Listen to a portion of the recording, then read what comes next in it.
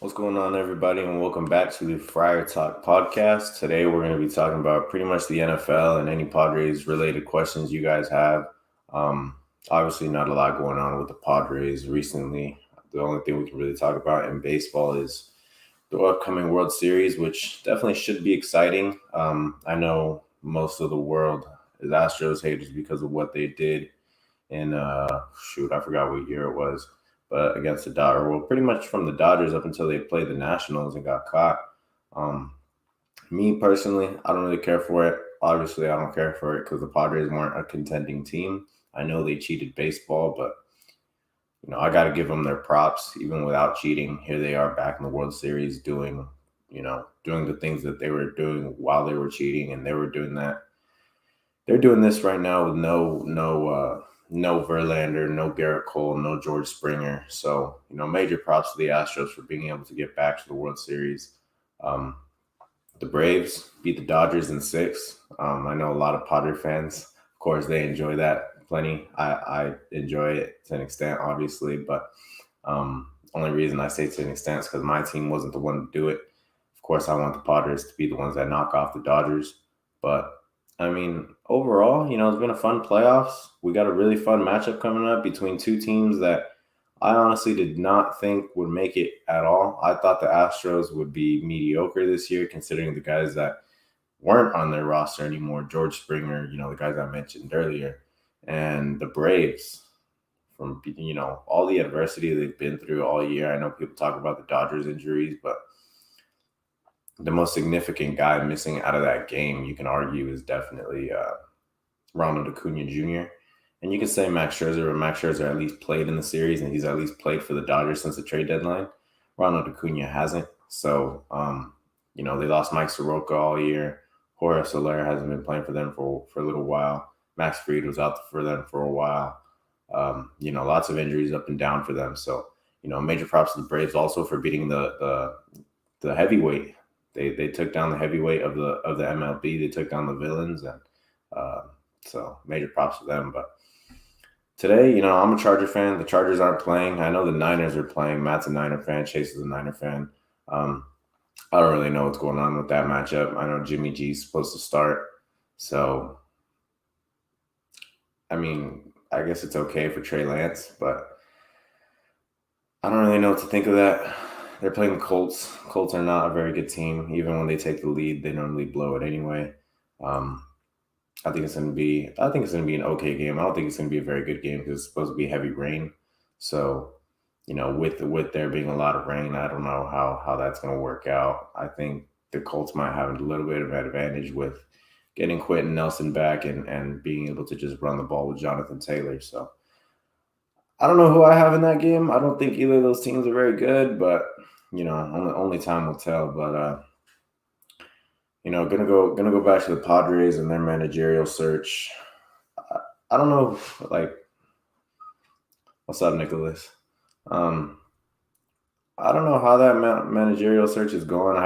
We haven't gotten any updates or anything, but obviously many people's favorite candidate. Yeah, I mean, everyone read the Athletic article. I think it was by Dennis Lynn. Ronald Washington hasn't been considered yet. I don't know if that's because of him still being in the World Series and the Padres want to be respectful. The Padres want to be respectful towards the Braves organization by not saying anything about Ron Washington, not providing any distractions, not saying they're openly interested because he's still playing. I don't know if that's the case or they're just genuinely not interested. Remember not a little while ago, when they hired Jace Tingler. Oh man, I feel like I gotta sneeze. When they hired Jace Tingler, Ronald Washington was like one of the finalists, if not the finalist, to be the manager for this team. So I don't know why they wouldn't have interest. It would seem that they still have interest. But only time will tell with that. I know. It's been said they got interest in Bruce Bochy. They got interest in some college coach. They got interest in guys that have never managed before but have played in the MLB. Let me know what you guys think of that. I know they're interviewing Mike Schilt. Let me know who you guys' favorite candidate is. Let me know what you guys think of a rookie manager. Personally, there's only one rookie manager that I'd like, and we made a video on him already. If you haven't seen it yet, go see it. But it's Will Venable. Will Venable, he went to an Ivy League school. He was a fan favorite when he was here when he was over there in San Diego. And he made some really great plays. If you go check out his diving play against San Francisco, that's one of the coolest plays I've seen. But a fan favorite, everyone loved to, he was part of that 2010 team. Unfortunately, they collapsed, but at least he's been through that kind of collapse that the Padres went through this year. So maybe he's able to guide them through it. I don't know. It's just like it's a Dusty Baker. I don't think he's going to leave Houston. I mean, they're back in the World Series and they're not cheating to do it. I think it's best to go with an experienced manager at this point. I get that. I think, like I said, I only think there's one real option to be the rookie manager. Jokes. I think there's only one real option to be a rookie manager. And like I said, I think that's Will Venable. I don't even know if he's interested, though, so only time will tell with that. Other than that, I don't really know who I want.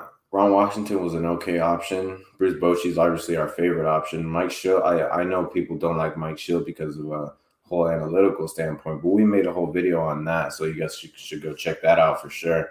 We pretty much just talked about how analytics, I don't think they're everything. I think they play a big part in some aspects of the game, but I think that in terms of game time decisions, in-game decisions regarding the bullpen and all that, we mentioned that game where Kevin Cash went very heavily analytical and went towards his bullpen rather than keeping Blake Snell in just because, the Dodgers hit better after either the third go around of the lineup or the Dodgers do this or Blake Snell isn't good past the fifth inning, whatever it is. That's kind of taking away the human element of the game. So we kind of talked about how Mike Schill might be okay. Mike Schill said, I do not want him. I just don't. I mean, he's not bad, but I just think there's better candidates than him. And when you look at it, I don't even know how long he managed the Angels, but they weren't a very good team. They haven't been a very good team for a while. Obviously, he's not there now, but I don't know if I want him because I just think, like I said, I just think there's better candidates. I think Bruce Bochy's a much better candidate. I think Washington's a better candidate. I think Venable, if he's able to interview, is a better candidate. I think there's just better guys than him to be able to manage this team.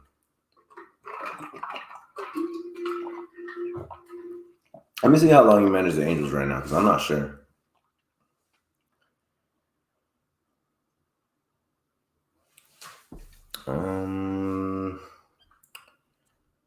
Let's see. So he has a .536 win-loss percentage, managed them from 2000 to 2018. And how many winning seasons he had out of those years? He had 1, 2, 3, 4, 5, 6, 7, 8,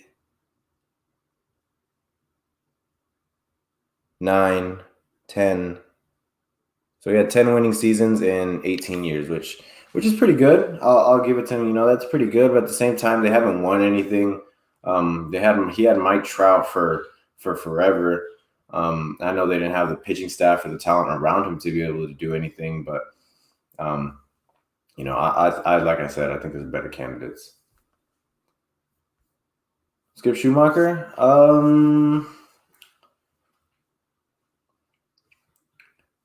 I think I legitimately think St. Louis might hire him. I've read around. I've seen that he's a serious candidate to manage for the St. Louis Cardinals this upcoming season. What's up, man? How's it going, guys? I've seen that he's a serious candidate to manage for the St. Louis Cardinals this upcoming season. I don't think Skip Schumacher will be a managerial candidate for us. I mean, we're kind of already trying to move on from. We're already kind of trying to move on from that whole Jace Tingler era of coaches, and I don't think Skip Schumacher was picked, by Jace Tingler, but Bobby Dickerson's gone. It's only a matter of time before some of the other guys are gone. So, I mean, it seems like we're just trying to move on from that stint. So we're just talking about managers and stuff like that right now? Yeah, I brought up the managers right now. Earlier I was talking about, the World Series, and I was saying how I know the Astros get a lot of hate for what they did, but I have to give them props. They're here without cheating. They're here without Garrett Cole. They're here without Justin Verlander. They're here without George Springer. I just think, they're a good team. Oh, they are, but I still think I saw some people saying the cheating narrative is over. It's like I don't know about that. I think the cheating narrative is still very alive, because they cheated. Not to say that other teams didn't, but I don't know. For me, I was thinking about this, and let me know. Also, anyone listening to, let me know. But I was thinking about it. If your team wins a championship and they literally get accused for cheating, for me, I'd be quiet about it. I probably wouldn't say much about the championship because I see a lot of Astros fans all in on oh yeah, this stupid cheating narrative. It's I don't know. I would probably be it would be it would be tough to be one of those things where you're yeah, we won, because you'd be right. Well, it's kind of sus. I don't know. What do you think? I mean, I'd feel bad about it if my team won the World Series after cheating. I'd definitely feel bad about it. It sucks because you know that your team did it. They didn't do it fair and square. Now, if they win this World Series, they already made it. If they win this World Series, I think, I'll be even more forgiving because it takes a lot to be able to go there again, and that's while their starters had a 20.25 ERA through the first 4 games of the Boston series. So I've been saying it. I think they're the best. They've been the best lineup in baseball throughout. Well, they were using trash cans. If you watch the video of Jose Altuve after a walk-off, he was saying, "Don't take my jersey off." They have some sort of microphone or some sort of buzzer in their jerseys telling them what pitch is coming. Let's say, for example, it's 1 buzz is fastball, 2 buzzes changeup, 3 buzzes curveball, 4 buzzes, whatever else they throw. They were basically stealing signs. So they had cameras especially in their stadium. They had cameras in their stadiums that would point to the signs that the catchers would be making. So they would just have some of the calls. Yeah. That's why there's a video of Aroldis Chapman and he throws a fastball high. And this is when Aroldis Chapman was balling too, not like this year when he was struggling a lot. This is prime Aroldis Chapman. And he threw a fastball and someone took him yard and he was laughing. Yeah, bullshit. That's basically what his thought was. Yeah, you didn't take me off on my fastball deep. And that's why he had talked about yeah, there's something up. Yeah, the whole league was pretty much. I mean, if you look at the 2019 Nationals, the year that they won, they had to come out and say we had to change our signs because people were telling us that they were cheating. So it could have been done, but at the same time, nobody knew they were cheating up until that series. So, I know baseball is not. No one's going to forgive them for what they did. That's definitely. If we're going to talk about the Dodgers having an asterisk next to their World Series, the Astros definitely deserve one even more. Now, I will say the grind of an 162 game season compared to a 60 game season definitely showed. I know injuries played a part in the Dodgers not winning the World Series, but at the same time, I mentioned it earlier, Ronald Acuna, they haven't had him for half the season. Soler didn't play for them for a little while. Mike Soroka hasn't played for them all year. Marcelo Ozuna, the home run leader from the shortened season, of course, he hasn't played for them. So a lot of injuries to them too. And Max Fried hasn't played for them for a little while. Travis d'Arnaud hit the 60-day IL at one point, but I wouldn't use injuries as an excuse. They're just a better team. Yeah, they are good. Let's see what else we got here. Yeah, I think Nick's comments right. Major identity crisis for fans. You wouldn't want to know, be in that shoe. That's just a bad position because it's oh yeah, we won, but there's an asterisk, and there's always going to be an asterisk. Sort of like the 60 game season as well. Exactly. That's why when we were talking about a while back too with the Padres when Seidler and AJ Preller had their interviews and they kept bringing up the 60 game season. We're guys, it's fake. It's an asterisk for everyone. Yeah. It is an asterisk. And they're talking about that's the success that they see. It's well, that's a terrible way to look at it. And of course they're going to say that too. Cause what are they going to say? Yeah, this last year, this is more of who we are under 500. Yeah. They're not going to go out and say that, but it was frustrating to see like how many times that gets brought up. But I feel like that's kind of the same like having an asterisk on it. It just sucks. Of course, like that's kind of my feeling on it. It's like, dang, my team's last playoff appearance was in what I'm going to start calling a fake season. A tournament. Is pretty much what you can call it. That was my team's last playoff appearance, and I know everybody had the same chance at a World Series and everything. Everybody played 60 games. Everybody got a fair share of what they could win, but at the same time, everybody, like, it's not a grind the way that that every other team in the sport has done it. Every other winner in the sport has done it. Every other winner in the sport has had to play 162. I mean, unless you go way back, has had to play 162, endure the grind, go out, deal with injuries, deal with adversity. Every other team has had to do that except for the Dodgers. And they did it in 88, blah, blah, blah, whatever it is. But they hadn't done it since. And everybody knows that they kept choking up until that 60-game season. So, I mean, everybody had the same chance, but at the same time, it wasn't a grind that everyone else had to go through. So that's what I would say about that season. It's just like the Padres too. I said it in one of the past episodes. Jace Tingler managed this season like it was a 60-game season, the way that, he was taxing the bullpen so heavily early on. He played it like a 60-game season. If you look at it, we were, I think, the first seed, we would have been the first seed or the fourth seed in a 2020 playoff format. If that would have transferred onto this year with only 60 games, we would have been the same exact seed. I think the only difference would have been the Giants would have been the first seed and the Dodgers would have been the seventh. So, that goes to show, like, Jace Tingler was in over his head, kind of. He didn't know what he was doing. He didn't know how to manage a 162-game season. Yeah. I was thinking about it. You guys did the grades.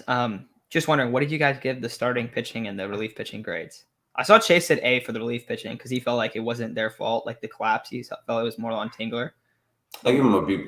I give him a B plus. Yeah, I think I do around like B or B plus for the relief pitching. I think the starting pitching, I think that you have to do it like per expectations, kind of like to an extent, like not completely, but right. The starting pitching was definitely a letdown. I'd probably give him like a C minus. I give him a C minus. Okay, yeah, that's what I was kind of thinking too. Yeah. And then we'll of course get to infield, outfield, and managing. Yeah, managing is going to be a pretty grade. No, hell no, it's definitely not. We'll do. I'm giving the infield an A. Well, Eric Hosmer might have a significant effect on that, so it might be a B plus. I'm giving him a B. I'm going to. Even we're giving sneak peeks right now. But I think because the catching position was bad too.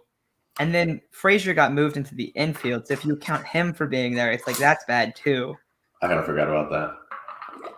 And like, yes, Fernando amazing, Cronenworth amazing, Manny amazing. Exactly. Like, that's still 3/5 of the guy. Or three. That's 3 out of 6. Yeah, I'm heavily. That's why I'm kind of giving him a B plus. Is just because Manny had a great year. Fernando had an MVP caliber year. And Jake. I think Jake, like, I've talked before, if the Padres don't win this year, we're definitely going to look at some guys being moved just because they might blow it up. Jake is going to be one of the first guys. Dude, if that happens, I think that's... I'd be so sad. I'd be really sad, but at the same time, if you look at our team from top to bottom and you think, who is the most valuable trade piece on this roster?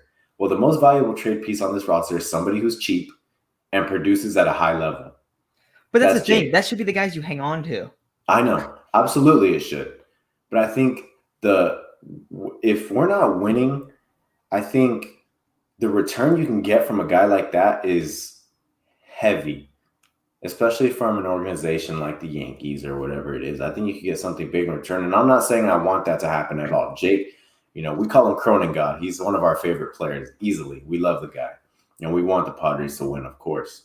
But, I'm trying to be as realistic as I can on both sides of the spectrum. If they're winning, I do think they'll be a good team next year. I think I think a lot depends on the offseason. And I feel like you feel the same way, don't you? Yeah. Yeah, of course.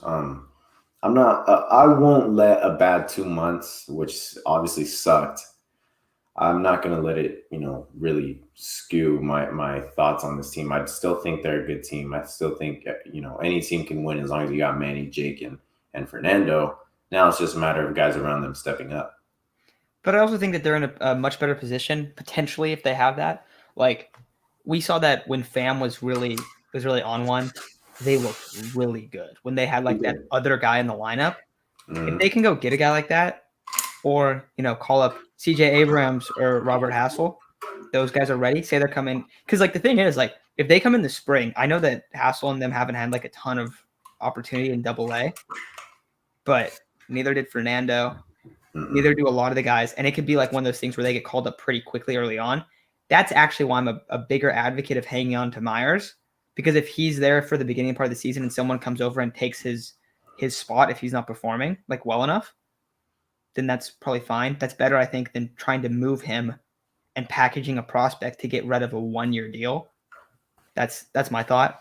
I think this roster could look a lot different, but I also I was thinking about this. What are the holes on this team? I'm not going to count catcher. I'm not going to, because I think that you have Campusano and Nola, who are the clear future of that spot. And you also have Caratini here next year too. I think it's first base and then the 2 outfield spots. Easily first base and the corner outfield spots for sure. And look at the free agent market. Like there's so many dudes at those spots. Like there's so many options. Like you can go super cheap and still have drastic improvement in those areas. Absolutely. And you have 2 guys coming up, and you have Jake Cronenworth that can play first. Nola can play first. You can put Abrams into the infield, move Cronenworth. You know what I mean? Like there's so many different things you can do. You can put Kim at second. You can move Cronenworth to first. Like there's so many different ways that you can like think about it. Okay, I'm gonna go through 2 of these. There's 2 good questions here. Please, what's yes. Jesus, I saw that question too. I've been anticipating answering it, dude. I mean, I'm not gonna because he had a good September. He had a decent September, but he doesn't provide anything for this team. He never provided anything for this team in the first place. He came from the NL Central. Everyone knows how easy it is in the NL Central. They're not thriving in the NL Central with low expectations. We saw what Jorge Mateo did on the team with low expectations. I just think I read an article, I think it was that Kevin AC article, they were saying that some were confused with the move for Adam Frazier just because they didn't need another bat. I wouldn't say they didn't need another bat, though. I just think they got the wrong bat. I think they got the wrong guy at the deadline. He didn't hit for much power. I guess he hit for average and got on base a lot, but that didn't show with the Padres. And now that CJ Abrams he's not healthy right now. He's dealing with some sort of shoulder injury, but it's not a big deal. It's just like some sort of bruise or something like that. So it's definitely not that big of a deal. But with CJ Abrams coming up, with Hassan Kim, he's going to need more playing time. Jerks and Profar still on this roster. I think there is really no place for Adam Frazier to be on this team anymore. I do think that Profar is kind of I don't know if I'd say a better Frazier, but I mean, they're like the same player. So I don't think there's a spot for Frazier. I agree with you. I think that because the problem is if you're putting Ha-Seong Kim out there, you're getting a top tier defender. He's graded as a super elite defender. When he played for Fernando, he was the 3rd graded defender, the 3rd highest valuable defender in the league. Yeah. And that's how he was thought of when he came over too. And so for me, like you said, there's not really a spot for him. Right. I don't want to see Jerkson in the outfield anymore. That's not to knock Jerkson, but he's a much better infielder. You could put him out there a little bit, but you'd rather play him in the infield and play Ha-Seong Kim in the infield and play Cronenworth at second, or first. I'm fine either way. But if Frazier's going to be a part of this team, I think he's going to be a left fielder. Yeah, I'm pretty confident in that. I think it makes more sense to move him for an outfielder, reliever, a starter, a long reliever guy, someone like that. I think it just makes more sense from a roster building standpoint. And then, we have a couple questions here. So there were talks about getting Castellanos. What do you think about this move? I love him as a player, but I don't think that makes any sense for the Padres.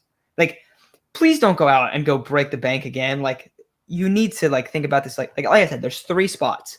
You can go and get a low-cost option in left field. That's a drastic improvement. You can go get a low-cost option at first base, Josh Bell, that, you trade. Who do we have him trading? Rosario for him? And that's like pretty reasonable because it has a 1-year deal. It makes like $10 million on a team like the Nationals that has no reason to hang on to him. You can go get bats that are a lot cheaper that you don't have to go like mortgage your future for, that will like provide not as much as him, but will provide a good amount. Like, and if you could get like 2 or 3 of those guys, that's going to help this team so much more. Also, one thing that we're pretty big advocates of is getting rid of Hosmer. And no matter how it's done, Hosmer is going to make the majority of his deal. If he gets traded with a top-end prospect, the Padres are going to save like $20 million.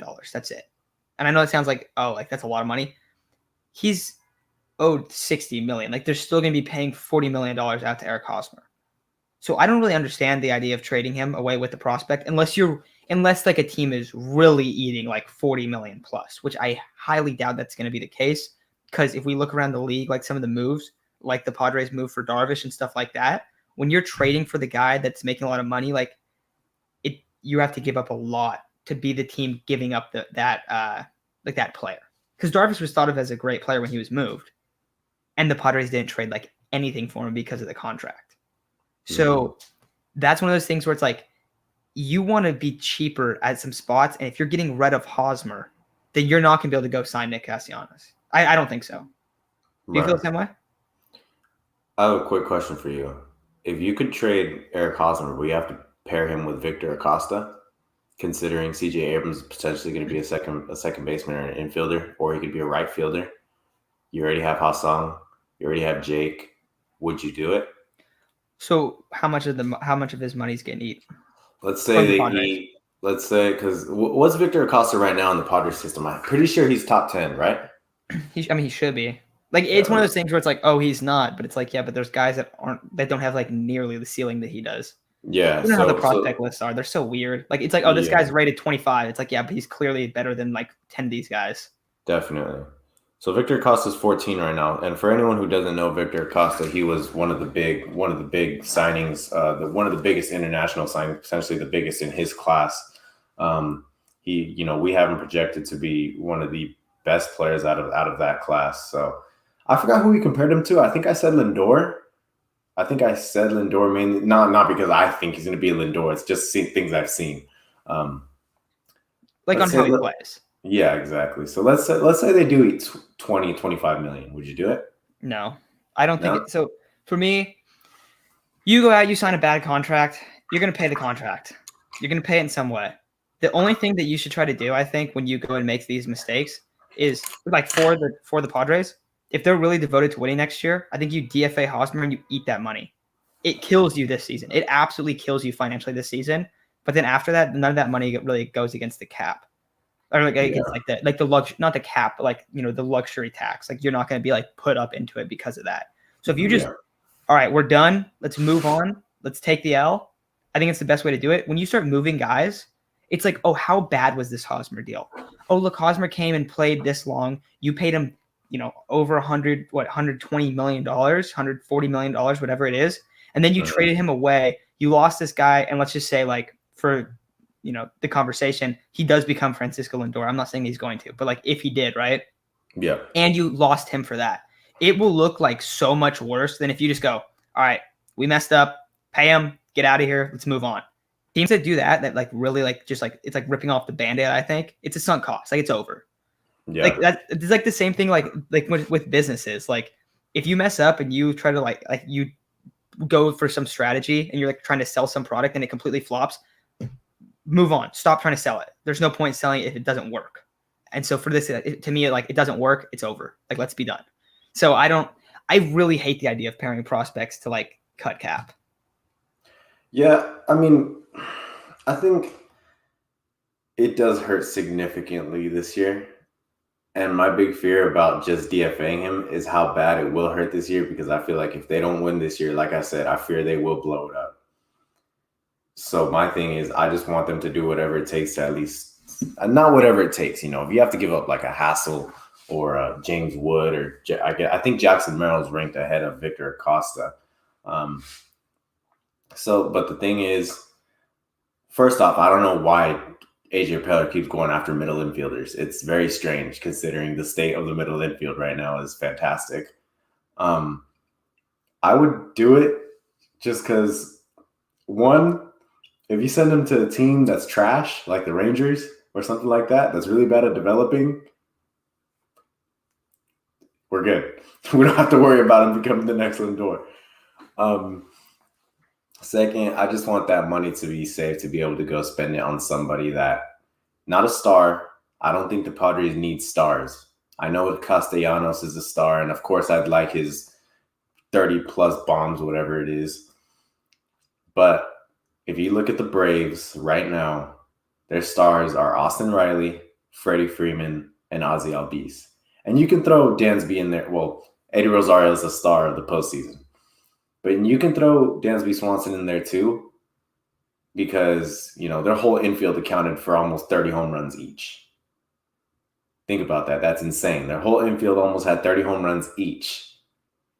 Ours, Manny had like 27. Fernando had like 40, 42. Obviously, that's a lot. Jake had what did Jake have? 19 to 23, I want to say. Hosmer was trash.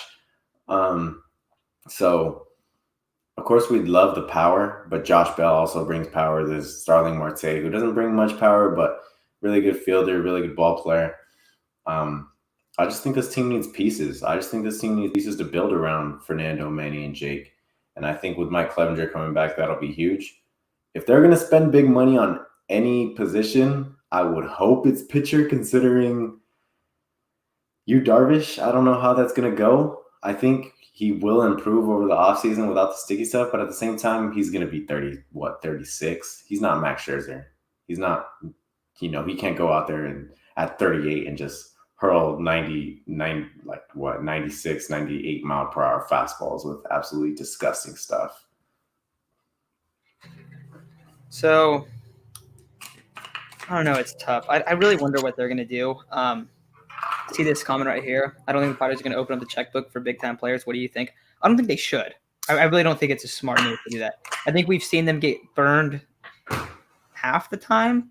Like, the only way you do it is if it's like a Fernando or a Manny. Yeah, exactly. Like, we see teams do this like all the time. Like, the Myers extension came like way too early. Mm-hmm. It was like, okay, like why is, and that's the thing about Will Myers too, is like it was totally backloaded. Like the deal doesn't make any sense.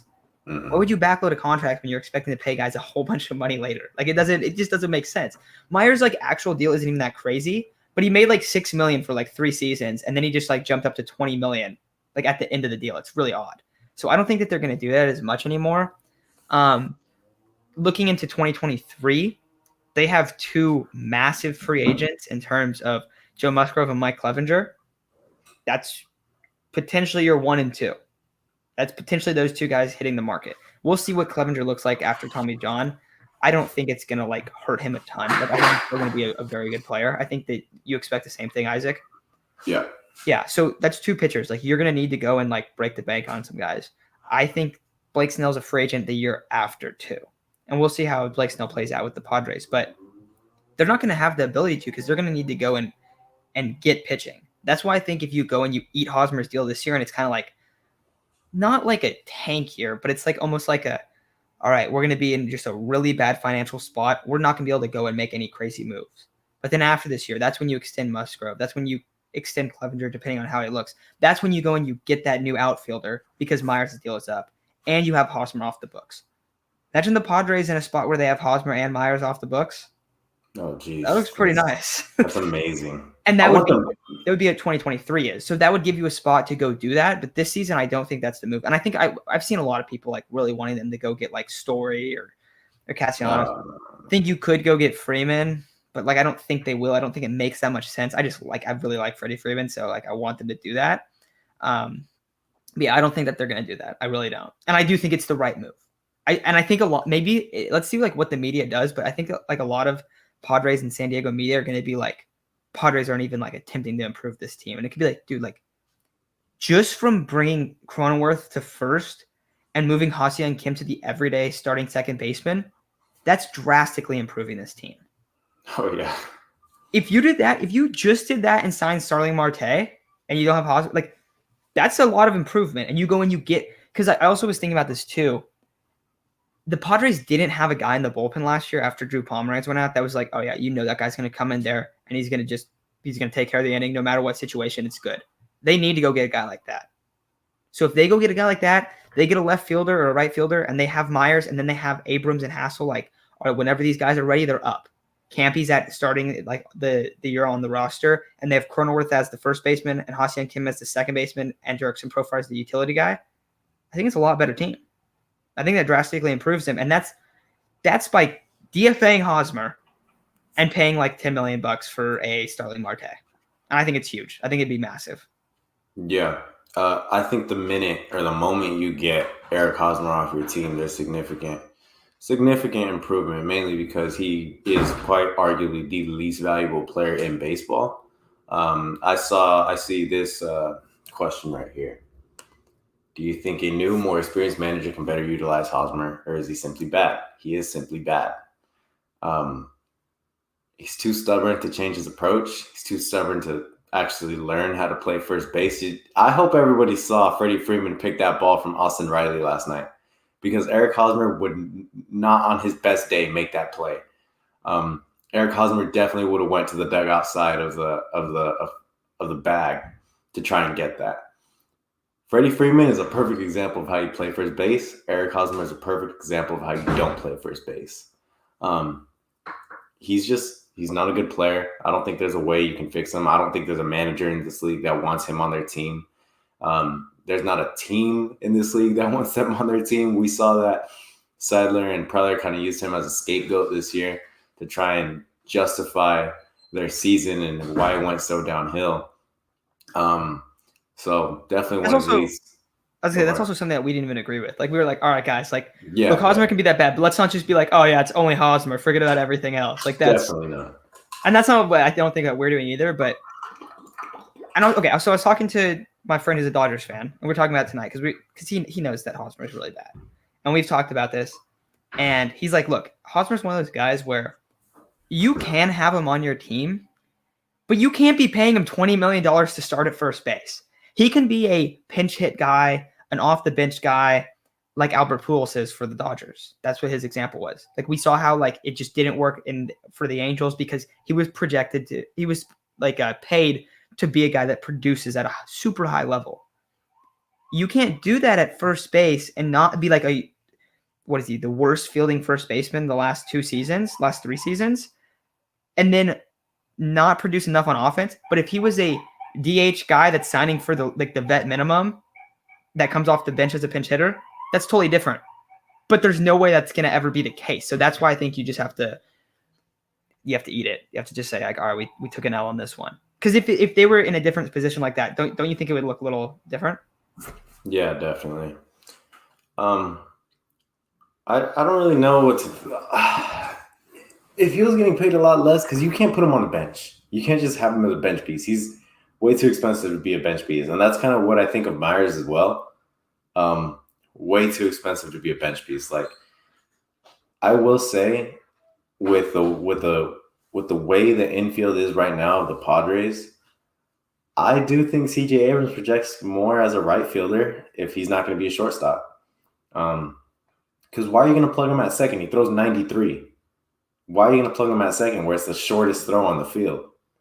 Then, that whole arm talent just goes to waste. The speed kind of does as well. Not only that, but you have a gold glove caliber player that you signed out of the KBO who's arguably one of the best defensive players in baseball that can play second. And you have Jake, who's also an amazing second baseman. I think his defense kind of goes, I don't know, like, his defense is slept on just because he has really good defense. Now, I'm not trying to knock C.J. Abrams whatsoever by saying he could be a right fielder. Remember, look at all the rosters in the MLB right now and tell me all the good players that play right field. Bryce Harper plays right field. Juan Soto plays right field. Ronald Acuna was playing right field before he got hurt, and he can play all the outfield spots. But Ronald Acuna was playing right field before he got hurt. You know, there's a lot of guys right now that are playing right field. Mookie Betts started as a second baseman, and then he went to right field. There's a lot of good players out in right field right now because one, if you look at the whole, if you played baseball before, you know that right field to third base is the farthest throw on the field probably. We saw Mookie, I forgot what year it was, this year or last year, throw someone out from almost the warning track at third base. So having a good arm in right field is definitely very, very valuable. Not only that, having the speed out there. And remember, Fernando got moved to right field when he got hurt too. So, I mean, there's a lot of good players that have been in right field. A lot of, having the speed of Abrams out there is very valuable also. I just think he can be an amazing right fielder. I think he can be a star out there, provide really good defense. And I think, he will need a lot of reps in spring training in the fall league, whatever it is. But I think if you're able to have a roster of, like, let's say, not every day, I think you're going to have to move pieces every day, but Cronenworth, Kim, Tatis, Machado in the infield, and then you have Myers or Profar, whatever it is in left field, Grisham in center, and Abrams in right. That's a significant upgrade over last year. I think so too. I also want to see them finally put together like the crazy fast outfield, which Abrams is 100% going to be a part of. Yep. I would love to see that. Do you guys have any more questions though? Also NFL related. Have you talked about NFL at all? Not really. I kind of just said the Chargers are on a bye. I brought up that 49ers game, how there is expected to be heavy rain. I'm terrified. No Trent Williams.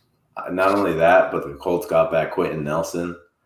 So it could very well be a good Jonathan Taylor game. Yeah, we're gonna need a DJ Jones, Contavious Street, Fred Warner, Aziz, all those guys to really ball out. It's gonna. Oh God, I'm terrified. I think it's gonna be brutal. I don't think it's gonna be brutal. I think it has a chance to just be like horrible. Like Jimmy, this could legitimately be Jimmy's last start as a Niner. It could be that bad. I wouldn't be surprised. I'm honestly kind of shocked. I didn't think he'd come back this early. It feels kind of early. I know he did leave a game with a calf bruise in a 49ers Seahawks game. A calf bruise. Wow. A calf bruise? What, yeah. He couldn't drop back on it or what? That's what he said. Oh God. Did you hear what Martellus Bennett said about him? No, I didn't. You should look it up after. I feel a similar way. Think about this. He couldn't play on a calf bruise. Phillip Rivers played on a torn ACL. Dude, the guy that Brady played the entire last year on a torn knee. This is what I'm saying, bro. Yeah, no, I'm telling you, go look up Martellus Bennett's quotes about him when he was a Patriot. When he was I forgot Martellus was a Patriot too, huh? Mm-hmm. And he had some choice statements to say about him. Why isn't probably getting a lot of Dominican players lately? I don't know. I've seen Acosta was one of the last guys. Possibly a lot of that is because they don't have as much money to go after international like free agents like they have in the past, which like what they were spending a lot of money on. I would love for them to start, putting money back into that. I think. I think it's so much smarter than like going and signing crazy players. Look, okay, like I think one example that a lot of people don't talk about is the Red Sox. The Red Sox traded Mookie Betts, took 1 year where they had like a recharge, and then came back and were like, all right, we're just going to sign a bunch of guys that are really good. And then they went to the championship game. Like they almost went to the World Series. Yep. And it was like, okay, we're not going to go sign these guys like for a ton of money. And I think a lot of that is that I feel like they think that Mookie's going to break down for whatever reason. Mm-hmm. And that's a tough one to do. That's a tough move to make. Like, yeah, we're going to trade away Mookie Betts. Yeah, but and Alex Verdugo's still very good. Yeah, and they rebuild this team. Also, Hunter Renfroe, complete baller for the Red Sox. That one kind of hurts. Have you seen his like outfield assists? I think he had like over 20 outfield assists this year. I know, he was crazy. Yeah. One thing I will say about the advantages you get out of signing international players, you brought up the Red Sox. I think another team that needs to be brought up is the team that's in the World Series right now, the Braves. They went out and they got Acuna, who was only paid $5 million this year, $1 million in 2020, and $1 million in 2019. You're paying your best player under $5 million per year. up until next year where he's going to make like 22. So you got 3 really cheap years out of him. You got Ozzy Albies, $5 million this year, and I believe $5 million the years before. 2 of your best players cost you a total of $10 million. That's a significant advantage considering the pieces you can build around them with the rest of the money you have. You look at Fernando, we were only able to build this kind of team, and I know, they didn't make the playoffs, but on paper, we're all very excited about it. They were able to build this kind of team because Fernando was not getting paid a lot yet. His contract hasn't hit yet. Now, I think that will hit next year. I'm not entirely sure. What is it next year? So this past year he got paid 1.7, but he did get a signing bonus type thing. Right. Mm-hmm. Next year 5.7, 2023 7.7, 2024 11.7, and then it goes 20 million for 2 years, and then 25, and then 2029 is 36. Oh God. But also, like, think about it. That makes sense. That makes sense that you're going to get paid over 30, like eventually. Yeah, of course. And remember, this is supposed to be the Padres window. That whole period where he's getting paid the 5, 7, whatever it is, that's supposed to be the Padres window. Yeah. So it makes all the sense in the world. Signing those international players, man, significant advantage. And what about Rafael Devers? How much does he make? Probably not much. I don't think he makes a ton right now. Let's see. Dude, outside of, if you take out Hosmer, Darvish, and Myers, like, there's not really anyone making that much money besides Manny. Blake Snell and Darvish are the other, or I'm sorry, Blake Snell, not Darvish. Blake Snell and Pomeranz are the only other guys making like good money. Yeah. Oh my God. Tommy Pham made $9 million last year. That's ridiculous. Rafael Devers only made $4.5 million last year. Yeah. Because he's still like on his like control years. Exactly. That so like exactly what Greg is saying, like signing those international players, it makes a huge difference, man. You need those players. And also, like, especially when you consider like how well Preller's done in that market. Yeah. Like, his ability to scout there is so top notch. That's what, I don't know how many people have seen this, but a lot of the problems like that the Padres said was that there was like a lack of like communication within the front office to the players and like to the coaching staff and whatnot, because they felt like Preller's like in the Dominican Republic all the time. That's why having a manager that you can like really, really rely on, I think, is so important for this franchise in particular. I don't want to be like, Preller, you're done with Dominican Republic. That's his best skill set. Like that's the best thing he can do. Yeah, so I don't think like being like, oh yeah, like he's going to the Dominican too much during the season. It's like, yeah, if he's going to get good players and to build up the organization, like then yeah, go for it. But you need a guy at the helm. Exactly. That the players respect, that the players count on. That's why I think so many people like Mike Schilt and Bruce Bochy, because it's like, all right, these are the guys that have proven like they're the dudes that like people respect. Exactly. That's also part of the reason why we like Will Venable a little bit more than some people, even though he's a rookie manager. I'm not super big on going after rookie manager. Isaac, you like it a little bit more than me, but it's more about the guy for that discussion. Like Will Venable is a guy that people are going to respect. He's incredibly intelligent. He's going to make good decisions. But we'll see. I mean, we're going to see how all this stuff plays out. We're going to see like who are the other coaches. I've said it before. I think the best possible thing you could do is to try to get Will Venable to come in as your bench coach. One, because he's an amazing bench coach. He's highly regarded as like one of the best bench coaches in the league. Yep. And also, like, he can be the guy that can take over a veteran manager's position, like a Bruce Bochy. Yep. I also think it makes sense for Will Venable, right? Yeah. Yeah, dude, it was funny. I think you were the one who commented about the hat the other day. I got a haircut, but I woke up too late to do my hair, so ain't no way. Yeah, I think I only like didn't wear a hat like 2 of the most recent episodes, but before I had a hat on every single time. Yeah, dude, I don't know. It's just the easiest thing to do. Just throw it on and you're good.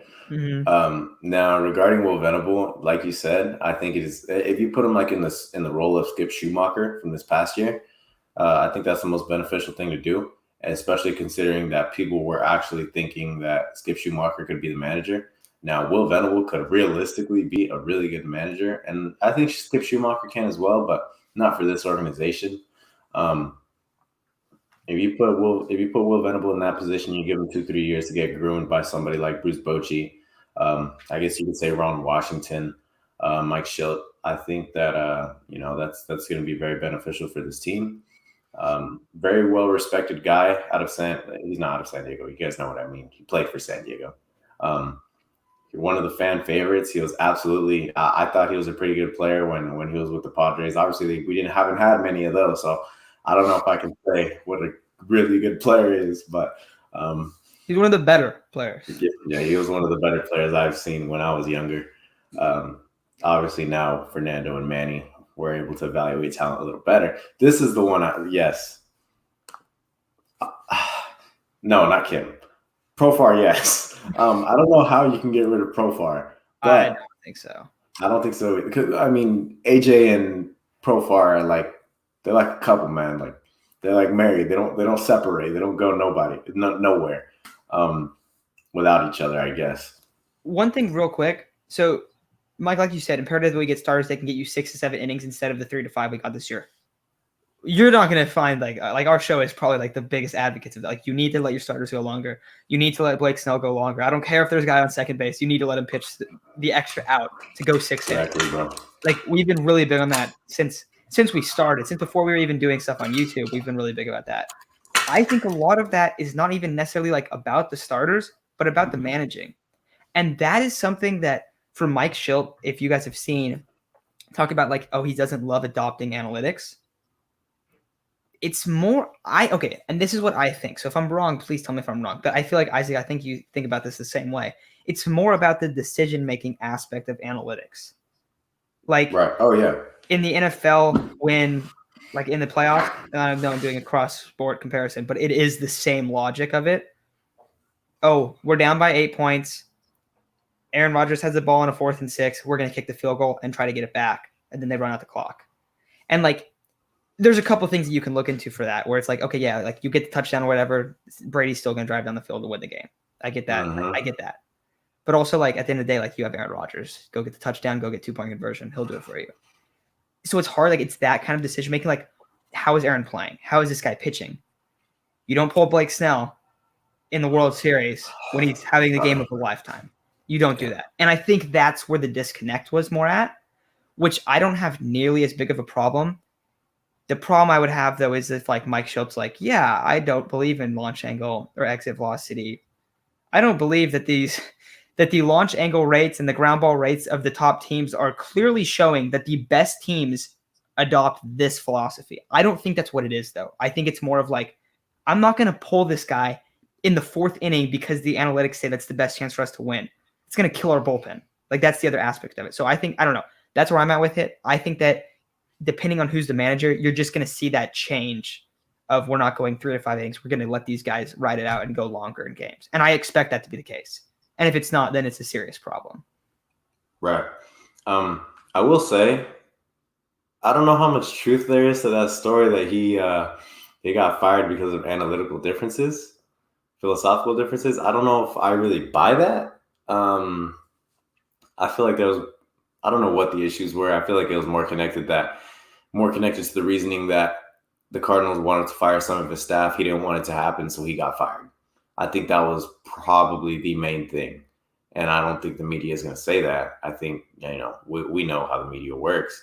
I do think he would be a good manager for this team. He's had some winning seasons. If you look at his winning percentages from regular seasons, for everyone that praises Tony La Russa, in his short time with the Cardinals, he has a higher winning percentage than Tony La Russa did.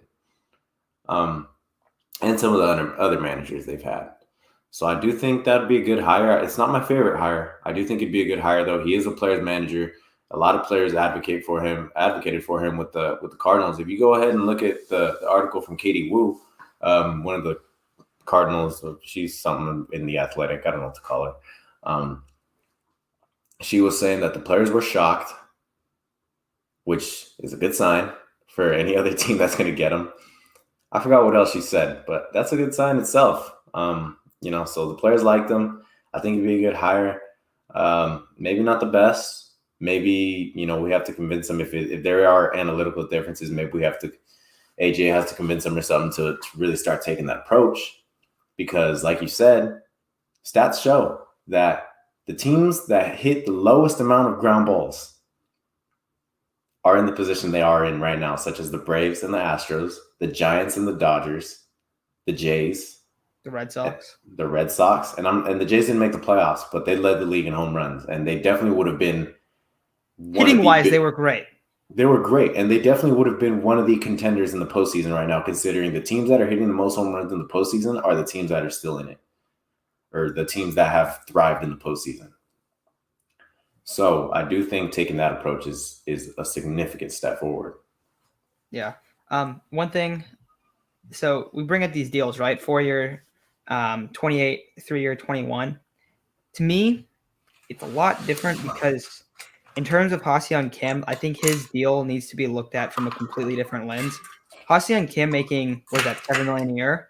Yeah. They're making more money from Ha-Seong Kim being on the team than they are paying his deal. Like, he is a net positive financially for the Padres. Oh, yeah. Think about what happens when Ha-Seong Kim comes up to bat. Think about how big of a pull he has in South Korea. Massive. Absolutely massive. He is a like, I mean, he's called the Korean Prince for a reason, guys. Like, it's the same thing of like Yu Darvish. Like, yes, Yu Darvish makes a ton. Yu Darvish is one of the biggest stars overseas. Like he has like over 1 million followers. Pretty sure he has like triple or like quadruple the following that Mike Trout does on social media accounts. Like his pull, like the amount of jerseys that you're selling, the amount of people that are adopting the Padres, like, oh, I'm a Padres fan because of Ha-Seong Kim, is so much bigger. We're like, and I like Jerson Profar. We both like Jerson Profar a lot, like as a person. Like, he's amazing. The thing that he came out when he started like throwing the trash cans on the field or whatever when they had that call, hilarious. That was so funny. That was so hilarious. Great. But like financially, it's a bad deal. Like, it is. You're not getting worth a $7 million player. But for Ha-Seong Kim, you might not be getting a $7 million player, but you're making more money like of him being on the team. And to me, it makes a lot more sense. I also think that there's a ton of growth potential with Ha-Seong Kim in comparison to Jerson Profar. So I don't think the Padres are I don't think they want to sell him or want to trade him, you know? Like, it's not, I don't think it's worth it. Like, oh, we freed up this money. Like, no, you're probably going to lose more money by doing that. Yeah. Or a lot different than other players in comparison. Right now, the estimated payroll, okay. That's a lot of money. Yes. I think another thing, though, is like we talk about the Padres as a small market team. They're more of a middle market team now. Like, they're more middle tiered than I think they've been in the past. I mean, I remember growing up and it's like, oh, we're the Padres in payroll, bottom 5. Last. Every single year. And now they're like top 8, but they're also like, last year they're like, what, number 2 in ticket sales? Yeah. And that's also including a second half of a season where they just completely died. Shout out to the fans. Amazing fans. Yeah. So, I mean, I think they're going to be more of a middle market team. So I think that they should be expected to have a higher payroll moving forward, especially with Fernando on this team, because Fernando is the face of the sport. The key is. Right, of course. Oh, him and Ohtani. Him and Ohtani, yes, of course. Definitely. You know, I think with the way, I mean, we have to be able to compete with the Dodgers. I don't think you compete with the Dodgers by signing a bunch of stars. I think what the Braves showed, what the Giants showed, is you need the right pieces. You need the right pieces in the right places. You need a bunch of guys that are willing to buy in. Just willing to buy into the approach, willing to buy into the philosophy of the analytics, whatever it is, just willing to buy into a new managing scheme, whatever it is. And just guys that want to win, guys that are hungry. I don't think Eric Hosmer was very hungry. I don't know how hungry Will Meyer is. Just guys, I think he's made some comments that shows he wants to win for sure. I like Will. I like Will. Yeah. No matter what happens to Will, I will always root for Will to be successful. As a player, I don't know how much I like him, but as a guy, of course, I love Will. I think he's great. But you know, everyone just needs to buy in. I think they will have a good year in 2022. I will say that. I know a lot more people are a little skeptical of that, but I think they'll be back. So only time will tell. Sign the right pieces, get the right guys, and the starting rotation have guys that can actually go more than 5. Don't tax the bullpen early on. Hit for some power. Get guys that can hit for power. Hit guys that don't hit as many ground balls as Tommy Pham and Eric Hosmer. because those guys will severely drag you down. So yeah. All right. I think that's going to do it. Football's starting. Go 49ers. Chargers aren't playing this week, but go 49ers. You're gonna need a lot of hope in that game. I think man, I'm just frustrated. The expectations were so high this season. I know. Yeah. All right, guys. We'll talk to you very soon. We won't have an episode out tomorrow, but we'll start doing stuff on Tuesday. We'll probably finish doing our season grades, finish doing our fixing the Padres stuff. Where we're gonna go through some deals. We haven't done it in a while just because we're still thinking about all right, what else do we really want to do? If we want to trade this guy, who are actual candidates to do it? Because we don't want to have stuff that's just ridiculous. Oh, look, the Padres did all this. They added $150 million in payroll, and they're gonna win. Yeah, that's not happening. But yeah, so we're gonna finish those up. Then we're gonna start having. We're gonna have Ryan on. He's gonna go through his full off-season plan, and then we're gonna have some guests on, do some different stuff, and then also just keep you up to date with any manager stuff that we hear because that's gonna be a huge factor for this 2022 season. But with all that said, thank you all for listening, and we'll talk to you very soon.